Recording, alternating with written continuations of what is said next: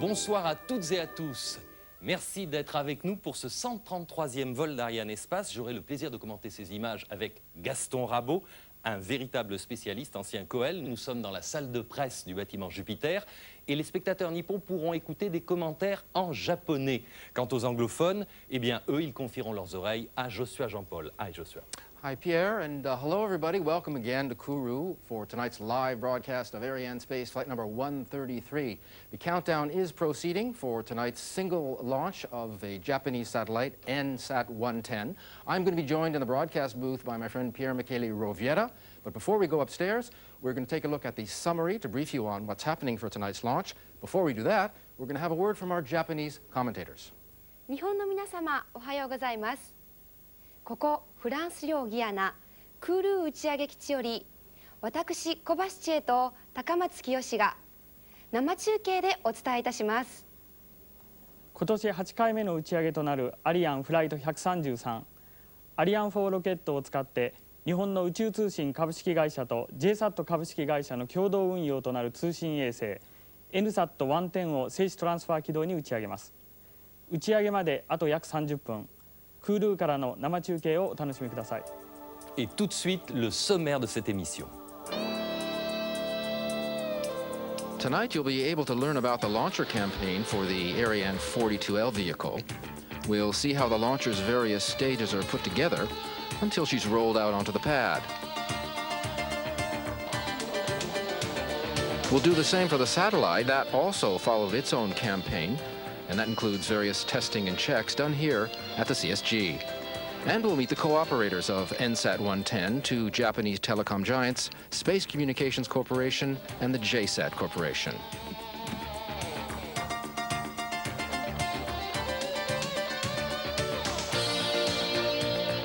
And we'll also meet representatives from the Launch Base Safety Service to learn about its role in protecting both the launch vehicle during its flight and the local population. Well, hello again, folks. From Kourou, the weather is fine. The night is just beginning. We're counting down to under 27 minutes to the launch tonight for NSat. You can see by the status panels, green is the color. Pierre Michele, we didn't get your job. You are in the directorate, the launch directorate, yeah, usually? Yes, you're right. I work in a department which is in charge of the launch complex operations. Very good. You saw the summary. Now go to the vital statistics for tonight's mission. Tonight's mission, Flight 133, is relying on the 42L version of the Ariane launcher with 2 liquid strap-on boosters. The launcher was rolled out to the pad on September 12 and mated with its satellite on October 2nd.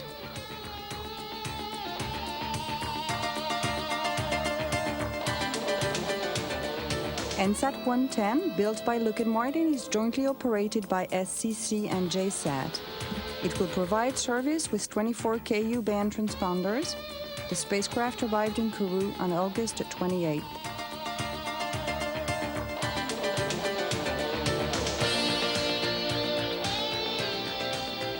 The Ariane vehicle will put the satellite into geostationary transfer orbit, then under its own power, NSat 110 will reach its final location at 110 degrees east over Borneo to provide Japan with TV, internet, and data services.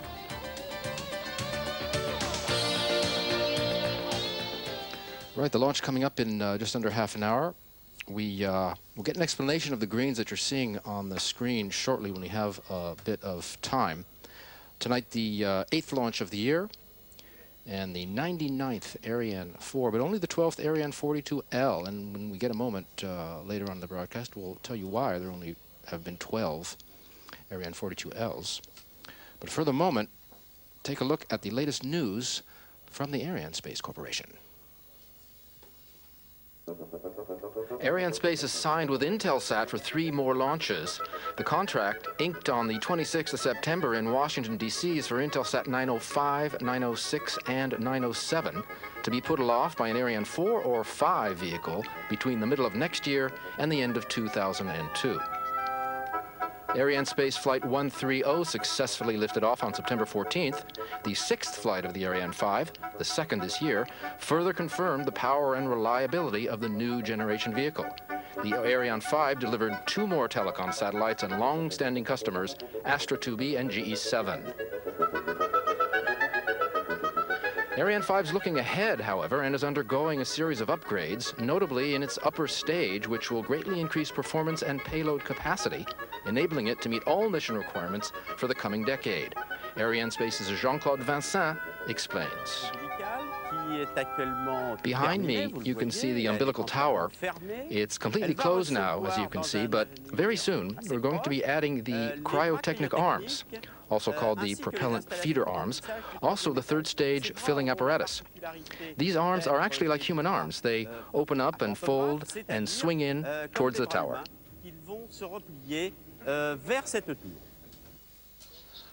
We are coming to you from the Jupiter Mission Control Room, as we always do. Jupiter, this is the Jupiter 2 building, began service in 1996 for the Ariane 5 program. But there are many other people here at work at the space base, at the Space Center, which is very large. We have a camera here. We also have a camera up at the Launch Center, where we're going to take you now. This is where you are usually working, right, Pierre Michele? Yeah, you are correct. I usually work at the CDL, the Launch Control Center. And at this moment, the operational teams are running the final operation to prepare Ariane for the flight. Now, 22 minutes to go. The propellant loading is over, and we are making the topping up to maintain the right level of propellant. And we are in the so-called waiting margin. These are the crews that are checking out all the final details for the launch vehicle only, yeah? Yes. Okay, we have... there's Mr. Ueda from SCC. As you know, tonight we have 2 co-operators for the satellite, the JSAT people and the SCC people, 2 telecom giants from the nation of Japan. It's the 6th launch by Ariane for SCC, and we have 1 satellite but 2 films. Here's the SCC film.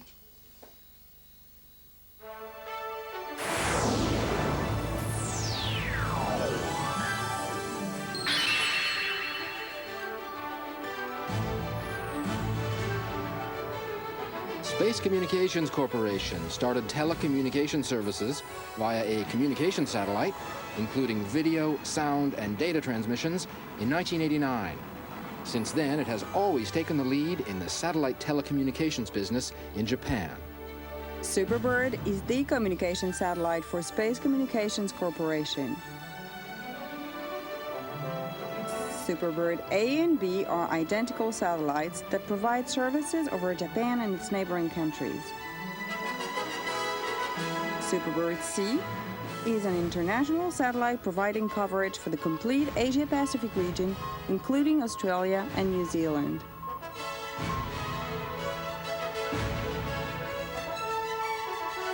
These Superbird satellites are monitored and controlled by 2 TCNR stations, one located in Ibaraki and the other in Yamaguchi, by fully secured systems 24 hours a day, 365 days a year. Many governments and enterprises and other organizations use Superbirds to establish nationwide telecommunication network at low cost. More than 80% of Japanese broadcasting companies use satellite news gathering via Superbirds.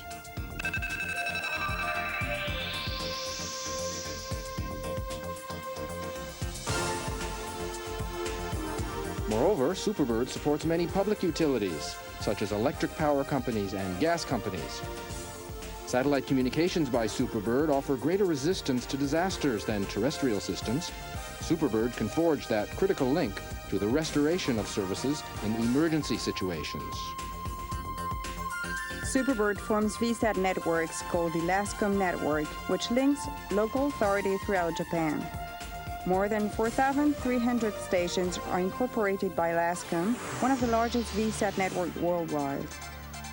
Internet services will change the presence of communication services throughout the world. Direct PC service is a high-speed, low-cost data communication service linking personal computers by a satellite communications line. Direct PC is used by more than 15,000 Earth stations.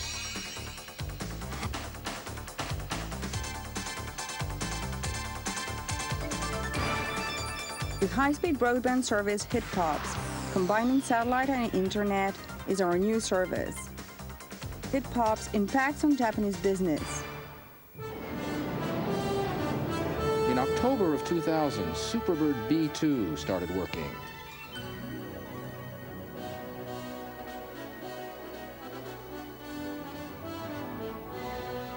And Space Communications Corporation plans to launch Superbird 5.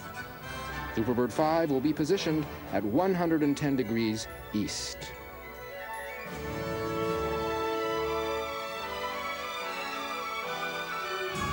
We believe that our Superbird satellite will continue to challenge new communication by offering various applications and dedicated customer service in the future.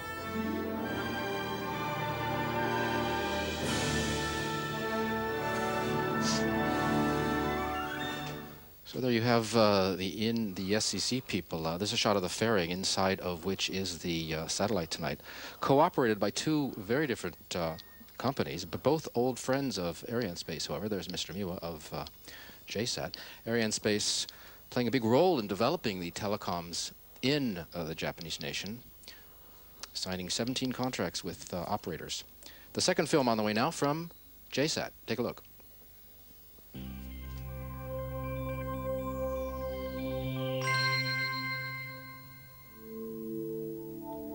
JSAT is building the infrastructure of a rewarding new information society. We also offer a full range of new services as a multimedia satellite company bringing innovation. A new satellite, JSAT 110, is to be launched in the autumn of 2000. It'll be positioned at 110 degrees east longitude, sharing the same orbital slot as Japan's broadcasting satellite. This satellite has exciting potential for offering new multimedia services. JSAT's satellite fleet will increase to 8, making it the largest satellite communication enterprise in Asia. JSAT will be well positioned to enter new areas of business. The Yokohama Satellite Control Center, YSCC, monitors JSAT satellites around the clock. The Gunma Satellite Control Stations, GSCS, is a backup facility ready for action in case of a disaster disables the Yokohama Center. JSAT's fleet of communication satellites like JSAT 1B and JSAT 2 are used commercially for a wide range of purposes, from inventory tracking in the retail and distribution industry to corporate broadcasting networks linking branches nationwide.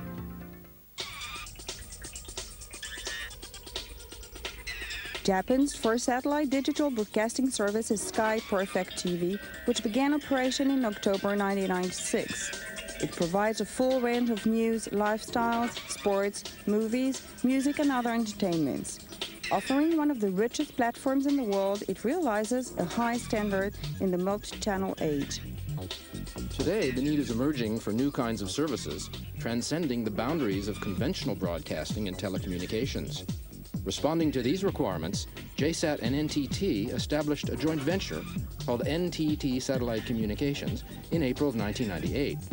The new firm offers services that harness the extremely high speed and high volume transmission capabilities of satellites. To enrich JSAT's international transmission services via communications satellite, a dedicated turnaround station was established in Sunset Beach in Hawaii. The station relays sports events, distributes video programming, and supports a wide range of global communication needs.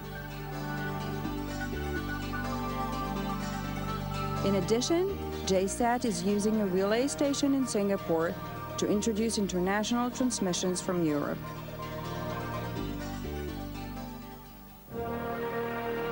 Future communications via satellite will be more practical and more enjoyable. Staying in close touch with the leading edge of technology, JSAT will continue to pursue new dreams for the future of communications.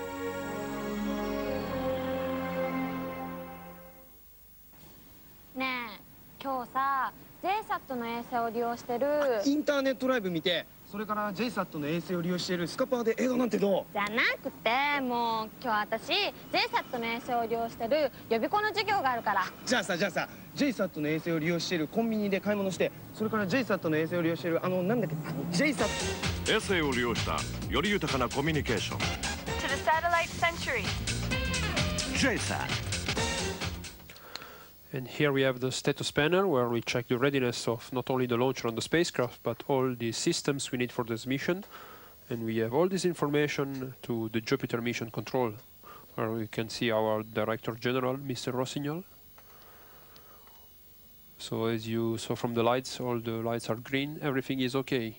And in a few minutes, a short film about Ariane space and the new launcher Ariane 5. Sorry, I forget. Versatile, flexible, powerful.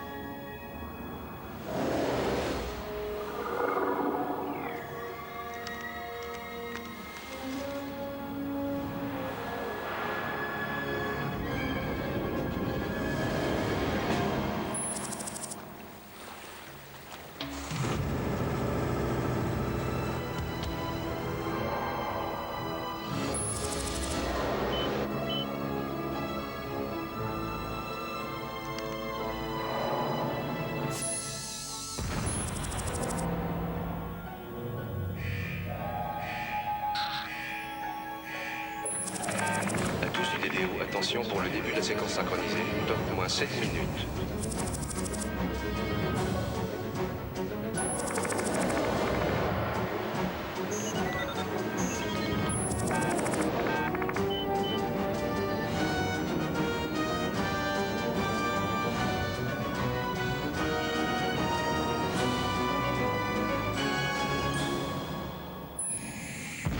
Donc les H0 moins 3 minutes, correct. Déroulement correct.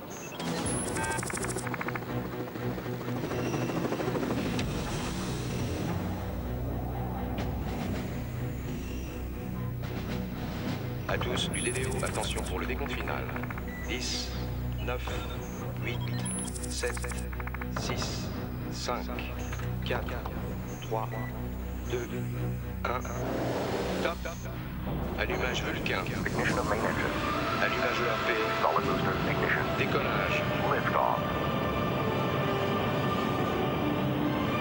Propulsion normale. Propulsion normal. Tous les paramètres sont normaux à bord. All systems normal.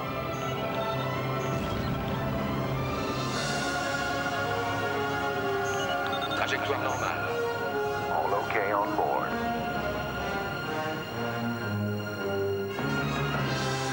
Ready to serve your business. Ready to serve your business tonight, serving the business of SCC and JSAT in Japan, also the end users of the Japanese nation.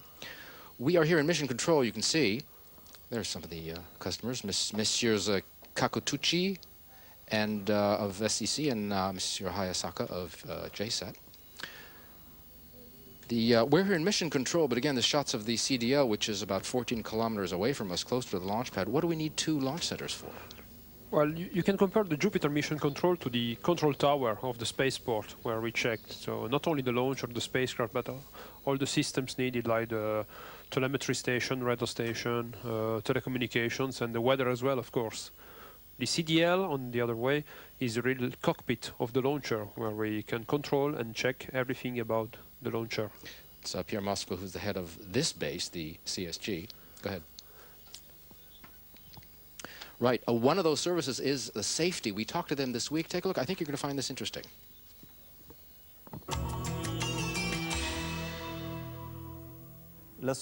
Safety at CEG is a task of the French Space Agency, which protects personnel, installations, and the environment against the hazards in our activity. What are these dangers? Pyrotechnical, toxic, and traditional industrial risks as well.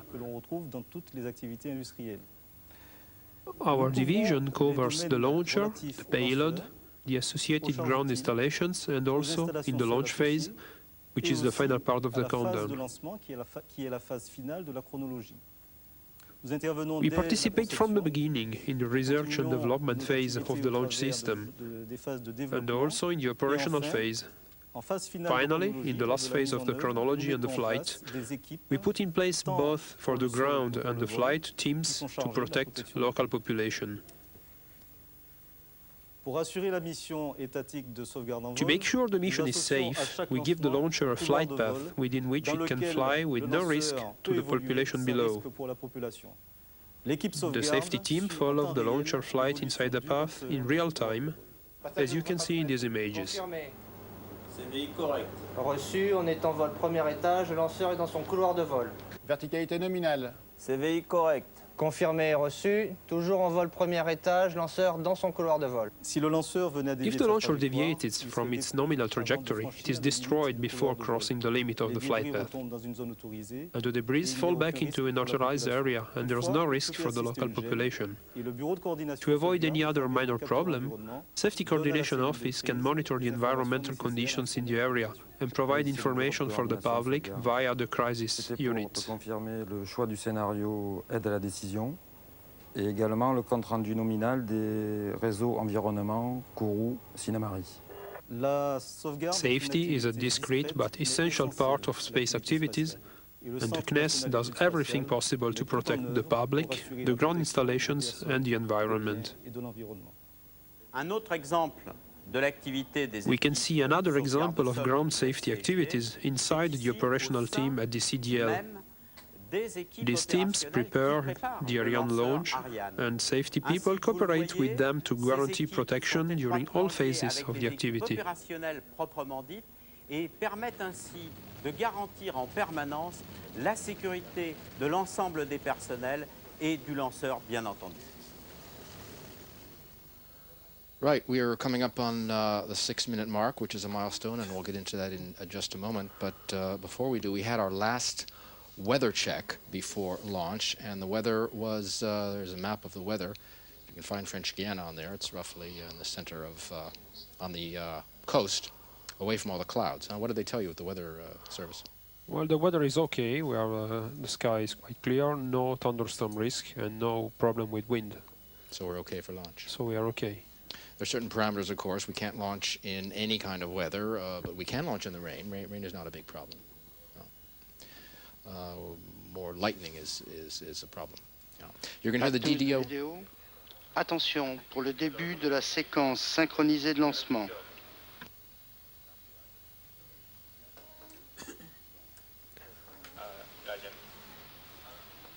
Top, moins 6 minutes, début de la séquence synchronisée. All right, that's the DDO, also called the Range Operations Manager. He's called out this milestone, the 6-minute mark. The final moments of the final countdown have begun. It's called the synchronized sequence, also the automatic sequence. Automatic because? Yes, it is automatic because in this phase we have no human interventions, but two computer programs run in parallel. One on an electrical computer, and another one for the fluid and pneumatic systems. One computer checking out all the electric systems and another computer separately yes, checking in fact there are two redundant computers, and they both are in the CDL number 2. And by fluids it's propellant, I imagine, huh? Propellant mainly. And pneumatic devices as well. So during the first minute, the two computers do really nothing but check each other, and after they do all the operation to prepare the launcher for the liftoff. All right, we'll get back to that in just a minute, but take a look now at these shots, which were taken about 5.5 hours ago. This is the gantry withdrawal. This is the servicing tower, which was pulled back off of the launcher. happens about 5-6 hours before launch. You can see what the weather was about 5.5 hours ago. It's roughly the same now. We should have clear skies. Why do we wait so long to pull the tower back? Because you do this operation when all the manual operations are over, so you don't need any more an access to the launcher. For instance, you have one of the final operations is the red flag taken out. Red flags? Yeah, red flags are used to identify each item or little protections you want to remove before flight. Such as hazardous items, would you say? Hazardous Yes, safety devices for pyrotechnical items or protection for aerials and antennas, things like that. So while the computers are continuing during the 6-minute phase, checking the thousands, I imagine, of vital signs for the launcher, power is passing from the ground onto the correct. onboard computers. Really, in this moment, we have the spacecraft is already in the onboard power and its flight configuration. And here we have an image of the two cryotechnic arms. Yeah, this is an interesting shot because it's the last thing that you're going to see before liftoff. We always like to go into a little bit of detail about it. The cryotechnic arms, also called the propellant feeder arms, you can see them. They're locked into the third stage, and they stay there until almost liftoff. This is the split screen image. One side has hydrogen, one side has oxygen. And what happens is when we get down to H0, or just before H0. Just before, at 5 seconds before. At 5 seconds before, the arms are going to swing open. Yeah. And you'll see the arms swing open, and if they don't swing open, we don't go anywhere. Of course. We have to have the arms open for launch. The two computer system check the arms are well opened before going on the ignition sequence. And the ignition sequence, as long as we're there, is an interesting thing to explain as well, because you don't just press a button and take off, do you? There's a whole series of maneuvers, and it takes 5 or 6 seconds before we can actually go anywhere. Yes, you're right, because at exactly 0, we have the ignition of the main engine, of the 4 engine of the first stage, plus, in this case, the 2 of the liquid strap-on boosters. And they're ignited at the same time, all 6, yeah? At 0. And after, it starts a short window of about 4.4 seconds, where the two computer checks all the parameters in the engines. These are the same computers that you were talking about that do the other two ground checks for computers. 6 minutes. That's it. So these two computers work for 6 minutes solid, all the way down to... They have a lot of work to do. And in these 4 seconds, they check everything is okay. The engines are running at full power. If everything is okay, at 4.4 seconds in positive time, they give the liftoff order. That is to say, they open 4 big hooks, which are holding the launcher to the ground. And we have the real liftoff. So the liftoff is in positive time. The liftoff is in positive time. I think that's an interesting point. So you have the motors that are lit at H0. Then you have the first check by these computers of the pressure. Then you have a second check to verify the first check. Yeah? Yeah, during this 4 seconds, you have 2 little windows, or less than half a second each, checking all the parameter. And then you get the order to open the launch hooks, and then you have liftoff at, what did you say, plus 4.4 seconds. The sequence called ignition and separation function. You'll hear the DDO. Attention pour H-1 minute. He's going to call out the 1 minute mark, and we'll be down to the final 60 seconds. Top, moins 1 minute et décompte. All right, we're down to the final 60 seconds. The launcher waiting on the pad, the satellite waiting on the pad. The sequence we mentioned checks out I guess it lets the engines reach maximum performance. Yeah, they are running already at full power, even at the ground. Before they go? Yeah. Okay, and Ariane 5 is not like that. Ariane 5 does not have the hooks holding it to the ground. No, because you have just one engine, and the weight of Ariane 5 is enough to hold it on the ground during this test, steady state test. All right, we're going to cut away. You'll hear the DDO call out the final 10 seconds of the countdown, the famous 10, 9, 8, 7, 6. And we'll let you watch the launch. And we'll be back when Ariane has cleared the tower. Enjoy the spectacle, everybody. À tous de l'EDO, attention pour le décompte final. 10, 9, 8, 7, 6, 5, 4, 3, 2, unité, feu. Allumage. Décollage.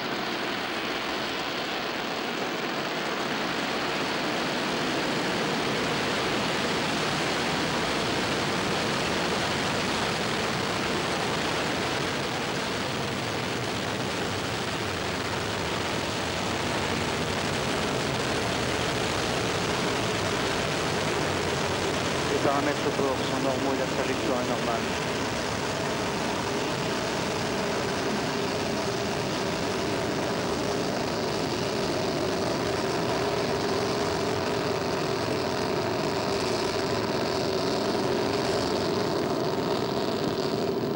All right, Ariane underway. You can see the 4 engines. Those are the main engines burning. You can see the 2 boosters on the side. We'll get another shot in a minute from underneath. You'll see the inner ring of the first stage engines and the 2 on the outer ring. 1 minute into the flight. Ariane off into her mission tonight. Weighing at liftoff, by the way, about 370 tons. That's about 1 million pounds. Now, some of you may have noticed on liftoff, what looked like parts of the second stage fell away on liftoff. Did anybody notice that out there? That was quite normal, right?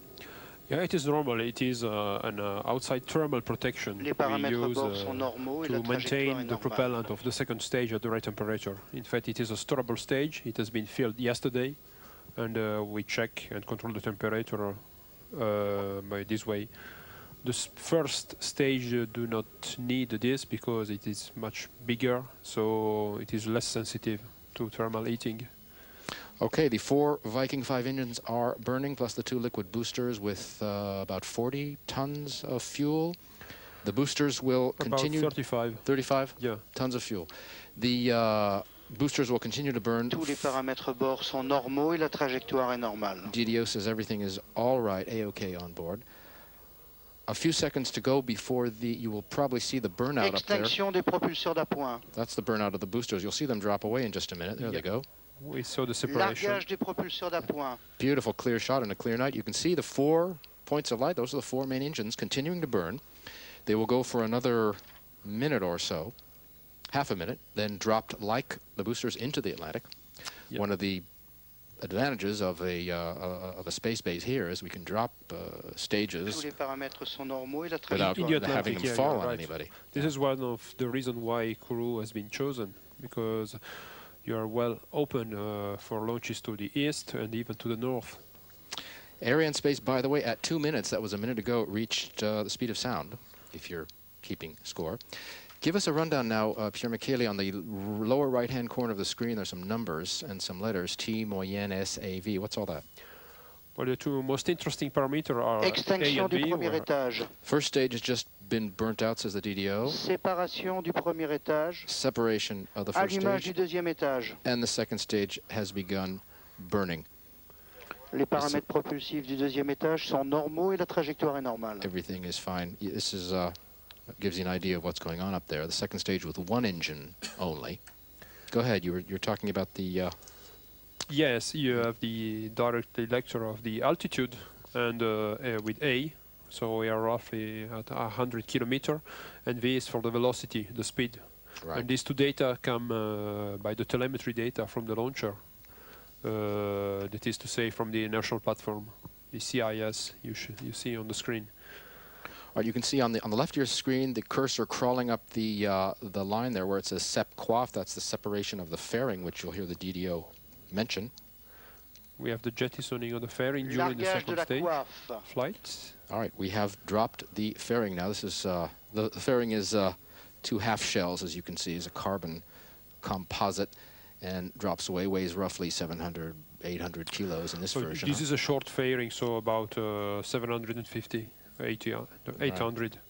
So the fairing, of course, keeping the payload from the Earth elements when we're down here, but we don't need the fairing anymore when we're... Of course, it is used to protect the spacecraft during the atmospheric flight, but at this time it is useless, so we want to get rid of all the mess we can. Right. You can see the velocity on the very bottom, almost 4 kilometers per second. The speed that we need to separate the satellite is 10 kilometers per second, so we're about halfway there. Second stage going to burn another half a minute roughly, taking Ariane to about 165 kilometers up. You'll hear the DDO shortly call out separation of the second stage and the beginning of the third stage burn. You see the cursor on the left crawling up to SEP23. That's separation of the second and third stages. Extinction du deuxième étage. second stage burnout. Séparation du deuxième étage. Separation. Allumage du troisième étage. All right, the third stage has begun. Les paramètres to propulsifs sont normaux. And everything is okay up there. Third stage will burn, this is a long burn, about 13 minutes until plus 1829 roughly. And burning what, 10 tons of a different fuel than in the first and second stage. This is cryogenic fuel. Yeah, you are right. This is when we saw the cryogenic arms, the feeder arms before Les liftoff, the arms that opened. propulsifs They du are used troisième étage to sont fill the normaux. third stage. This is the reason Le why pilotage we est normal et la can fill trajectoire the est first normale. and second the day before, because it's storable propellant. And this is not storable. This is not storable, it is cryotechnic. So very cold, boiling all the time. How This is the cold? reason why. How cold? What's How the temperature? cold? Well, You as a propulsion minus expert, if you don't know that, I'll be Acquisition des curious. lanceurs Yeah, par la it is station about télémesure de minus Natal au Brésil. 180 degrees Celsius for oxygen and minus 250 for hydrogen. So very, very cold. And we can't, of course, load before, but we have to top up to compensate the venting until the very last time. This is the reason why the arms are opened during the synchronized sequence. A shot there of the first downrange tracking station across the Les border paramètres at sont normaux et la trajectoire est normale. DDO is saying that everything is normal on board. Across the border at Natal in Brazil, which is the first of 3 downrange tracking stations, which will be following Ariane as she makes her way across the Atlantic in about a quarter of an hour. That's an ESA, an European Space Agency facility over there. We're going to go shortly to our people at Toucan, which is the observation post, to take a look at some of the invited guests up there. And Le comportement du troisième there étage est they are. normal et la trajectoire est normale. As you're seeing these shots of our friends and invited guests at Toucan, the DDO says everything is fine. We have several observation posts here along the 18-kilometer stretch of the space base. Toucan is the closest one to the base, which is what, about a kilometer, 2 kilometers from the launch from the launch pad.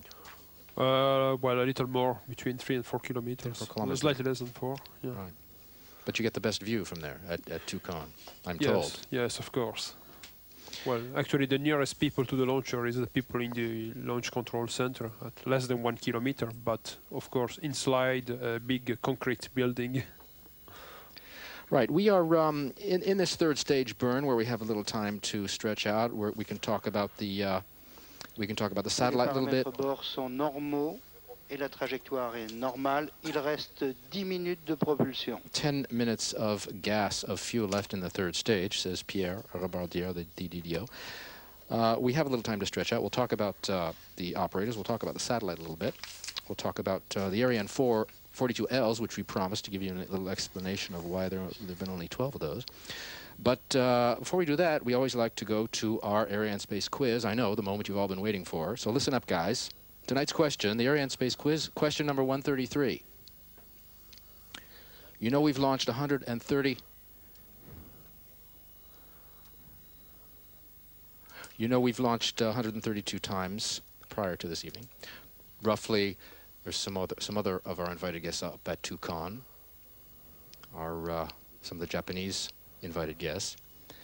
We've launched 132 times prior to tonight, 175 satellites roughly. Most of these, as you know, are telecom Les satellites. paramètres bord sont normaux et la trajectoire est normale. I think the figure is of 172 commercial telecom sats operating today. 106 were launched by the Ariane family. All right, with that in mind, folks, how many transponders does that represent? Tonight's question again, how many transponders has the Ariane family made available to satellite operators and users since beginning service 20 years ago? All right, you people get to work. We'll give you the answer in a few minutes, but before we do that, we have just give you a check on the numbers there on the lower right-hand corner. Our altitude is? The altitude is 260, so it is higher than the injection point. Now the trajectory will go a little down. That's an interesting point. We go up and then we go down and we go back up again. Yeah, the highest point is called the culmination, And after the trajectory goes a little down, to increase the speed. This is to optimize from an energetic point of view the performance, since what you said, we need about 220 kilometer velocity of about a little more than 10 kilometers per second. More than 10 kilometers per second? Well, around 10 kilometers per second. To separate the satellite. Yeah. To have the right speed to put a satellite into a geostationary transfer orbit. Right, which is Ariane's mission. She puts the satellite into the geostationary transfer orbit, GTO, yes. And then the satellite with its own power gets up to its own slot on its own. With Tous les its paramètres own bord sont normaux engine. et la trajectoire est normale. Right.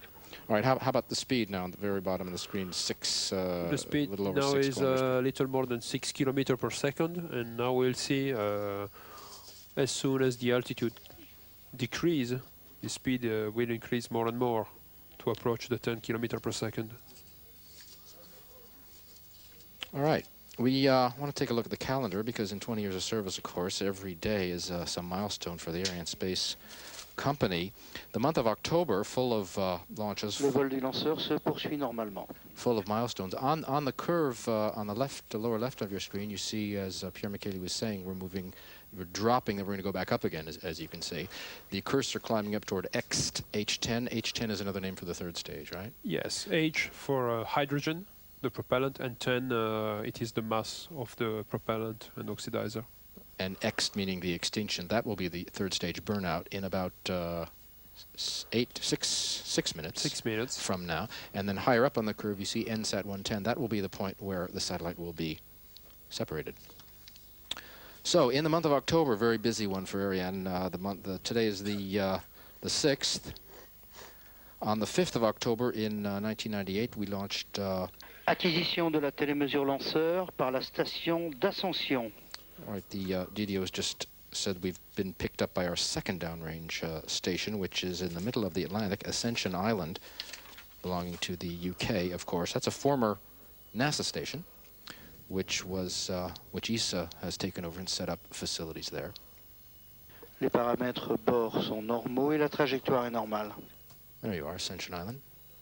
The final station will be all the way across the Atlantic on the African coast, but that's coming up. What were we saying? Flight 111 in 1998 was Alcatel-built W2 and Sirius. That was in Flight 111. Solidaridad for the Mexicans went up on October 7th in 94. Galaxy. Le vol du lanceur se poursuit normalement et la trajectoire est normale. Galaxy and SBS-6 in 1990 on October 12th. An Astra on October 18th. Flight 122 in 1999 was an Orion. Flight 112 in 98 was one of the qualification flights Il reste 5 minutes de propulsion. One of the qualification flights for the Ariane 5. 5 minutes left for the third stage burn. Another Ariane 5 qualification flight in 97 on the 30th of October. And Afrostar and some others on 1998 on the 28th of October, Flight 113. So you see the month of October, as every month on the calendar, full of history in 20 years for Ariane Space. Shall we talk about the satellite? Yeah, the NSAT people. NSAT, as you know, built by Lockheed Martin, which will go up at 110 degrees east above the Indonesian Fin de islands. visibilité du lanceur par la station de Natal. The DDO saying we've just lost visibility from our first tracking station at Natal. That's normal, right? Yes, it's okay. In fact, when the launcher gets out of the horizon from the station, you lose the telemetry. This is the reason why we need several stations to monitor all the flight. NSAT covered Japan for telecom and broadcast services. 13 years lifespan, 24 KU band transponders. The satellite was supposed to fly on the next flight, Flight 134, but I think it was 3 weeks ago, moved over to this launcher, showing, of course, Ariane Space flexibility, changing. I think the old launcher was not this configuration, the 42L. Yeah, you're right. The original configuration was 44LP, that is 2 liquid and 2 solid strap-on booster. Which means we had to take off some boosters and put some more on? And yes, yeah? it means we have a minor operation to adapt the first stage with the new interface, take out the interface of the solid booster, and this can show that we can adapt one launcher from one mission to another very easily. It is a very little impact over the planning, so it's very flexible. Il reste 3 minutes de propulsion. 3 more minutes left in the third stage burn. You're watching Ariane Spaceflight 133 and Sat 110. Yeah. So our you altitude just under 200 kilometers and our speed over 8 kilometers per second. We are down to about 200 kilometer altitude, and the speed is very high, 8.26. When we'll be at 9.8, roughly, that will be the right speed. 9.8? Yeah. The Space Communications Corporation, Tokyo-based, as is JSAT, founded in 1985, the SEC people, part of the Mitsubishi Group. Les paramètres bord sont normaux et la trajectoire est normale. They're operating currently 3 telecom sats. They're launching 2 more this year. Pioneer in the Japanese satellite communications for the Asia-Pacific region. The JSAT people will raise their fleet to 8 satellites, the boys from Lockheed Martin, the boys from Silicon Valley, to 8 satellites after tonight. JSAT created Japan's first satellite digital broadcast service.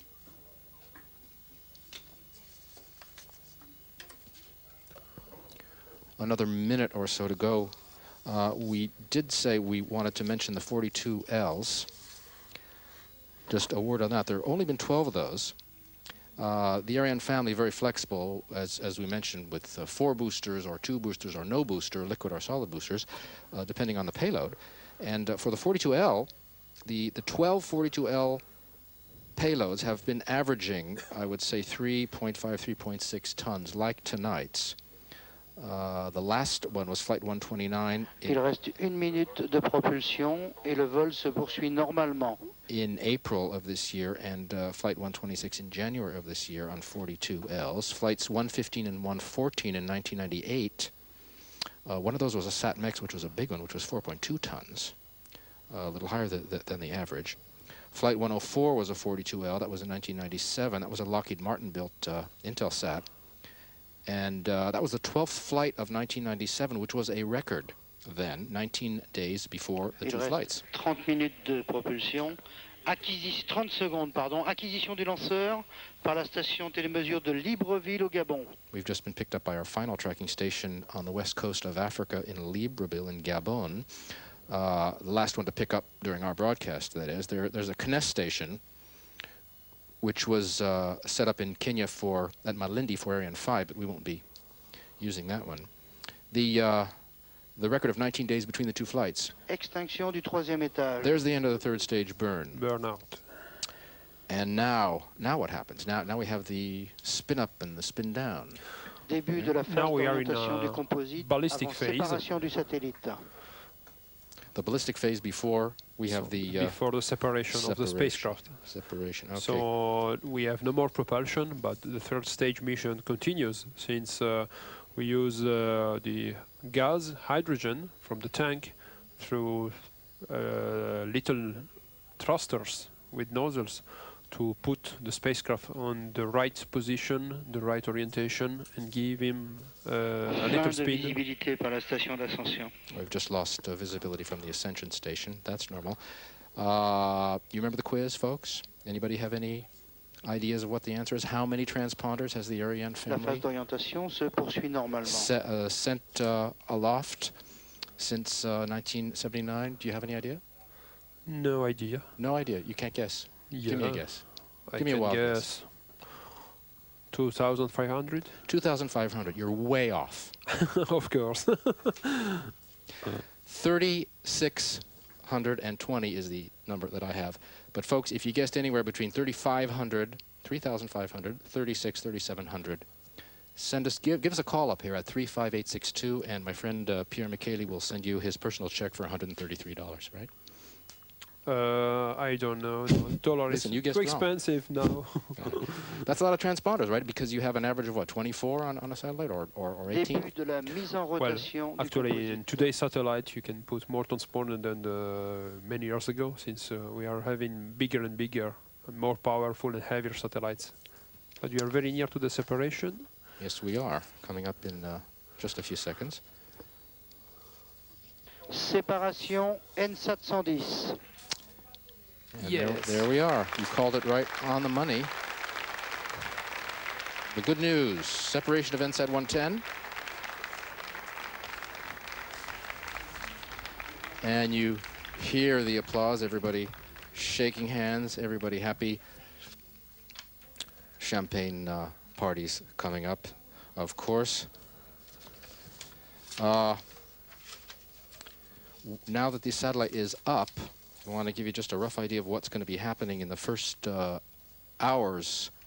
The first acquisition at Urala, which is in Australia, I believe, and that these dates and times are universal time. Now that'll be tomorrow, the 7th of October. 1, 2, 3, 4, 5 burns, 5 apogee burns, between the 8th of October and the 14th. Solar array deployment on the 14th of October.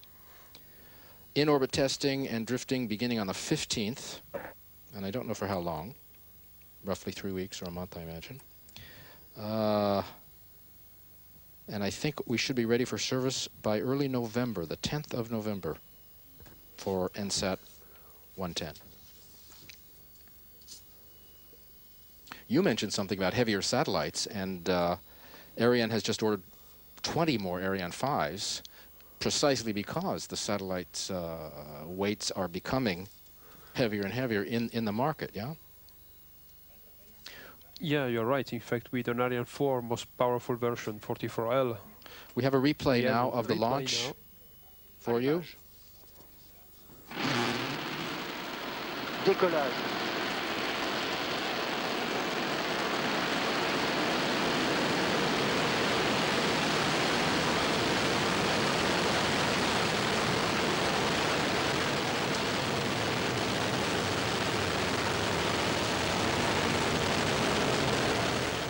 Fine shots of the replay. We may have another replay coming up from another vantage point from another camera, and we'll go to that. We started to talk about the weights. While we're waiting for the speeches, we'll have Jacques Rossinero from Ariane Space and the customer speeches afterward. While we're waiting, you mentioned the heavier satellites coming up on the market, and Ariane has just ordered 20 Ariane 5s.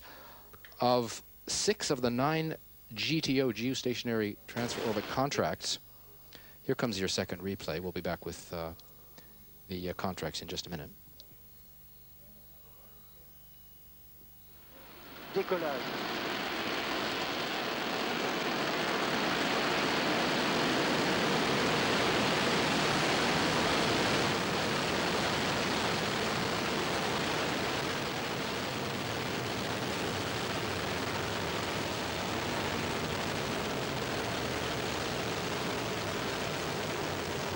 Les paramètres de bord sont normaux et la trajectoire est normale.